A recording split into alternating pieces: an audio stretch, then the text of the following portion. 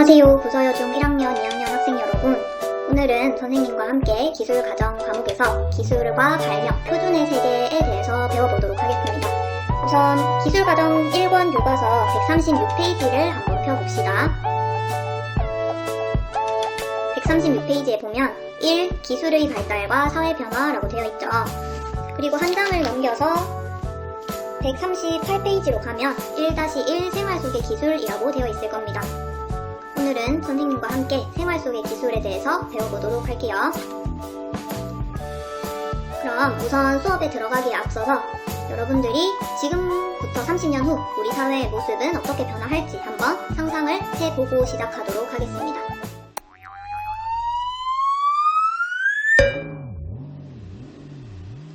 자, 상상을 다 해봤나요?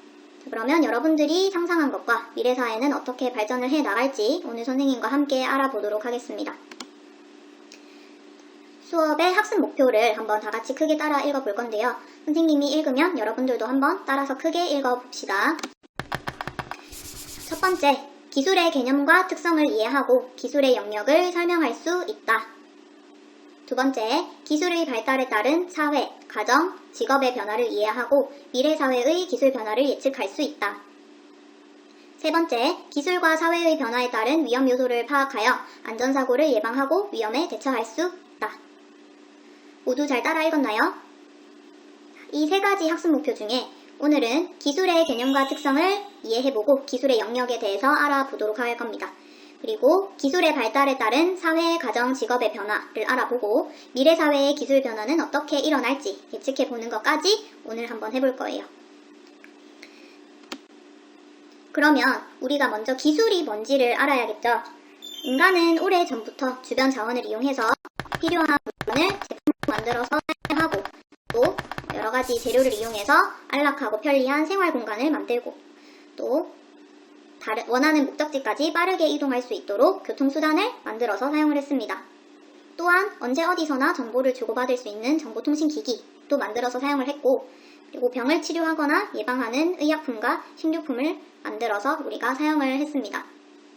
이러한 제품이나 생활공간, 교통수단, 정보통신기기, 의약품과 식료품 같은 것들을 우리 생활을 더욱 편리하고 윤택하게 만들어준 기술이죠. 자, 그러면 기술이란 인간의 필요와 욕구를 충족하기 위해서 자원과 환경을 변화시키는 수단이나 방법을 우리는 기술이라고 합니다.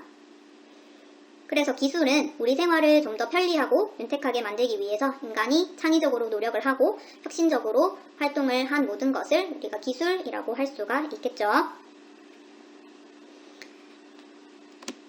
그러면 우리가 기술의 의미에 대해서 알아봤으니까 기술의 특성에는 어떤 것들이 있는지 한번 알아보겠습니다. 기술은 생산적이고 실용적이고 실천적이라고 할 수가 있습니다. 자, 우선 생산적이라는 말은 우리가 어떤 자원을 이용해서 우리에게 필요한 것을 만들 수 있기 때문에 기술은 생산적이다 라고 할 수가 있습니다. 그리고 실용적은 우리가 어떤 물건을 우리 생활에서 편리하게 만들어서 이용을 할 수가 있기 때문에 기술은 실용적이다 라고 볼 수가 있겠죠.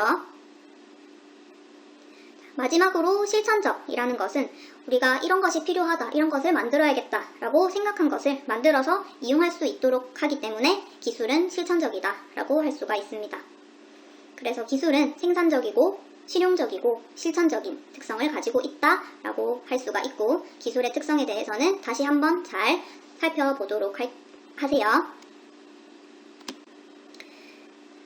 그 다음에는 이제 우리가 기술의 영역에는 어떤 것들이 있는지 살펴볼 건데 기술은 목적, 그리고 어떻게 사용을 하는지, 활용 방법에 따라서 이렇게 5가지 기술로 나누어 볼 수가 있습니다.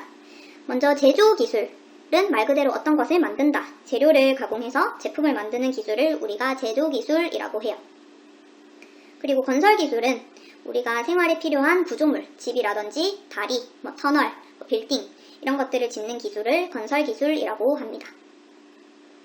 세 번째로 수송 기술은 사람이나 물건을 한 곳에서 다른 곳으로 이동시키는, 옮기는 기술을 수송 기술이라고 하죠. 대표적인 수송 기술로는 자동차, 기차, 비행기 등이 있습니다. 네 번째로 정보통신 기술이란 말 그대로 정보를 만들어내고 처리해서 주고받는 기술을 정보통신 기술이라고 해요. 지금 이렇게 여러분들이 수업을 듣고 있는 컴퓨터, 노트북, 그리고 휴대폰, 핸드폰 이런 것들은 모두 정보통신 기술로 만들어진 것들이죠. 마지막으로 생명기술은 생명체의 현상과 기능을 이용해서 필요한 것을 만드는 기술이라고 할 수 있습니다.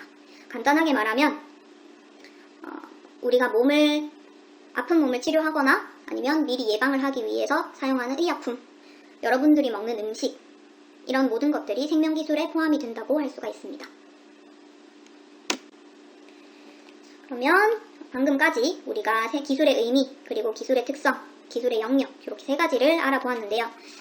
이러한 기술들이 이제까지 어떻게 발달을 해왔고 기술이 발달함에 따라서 사회는 어떻게 변화를 했는지 살펴보도록 하겠습니다. 교과서는 140페이지입니다. 첫 번째로 우리는 옛날부터 인류는 수렵, 어떤 것을 줍거나 따거나 채집을 해서 농경에 필요한 농기구나 수레바퀴 이런 것들을 만들어서 농업사회를 형성을 하였습니다.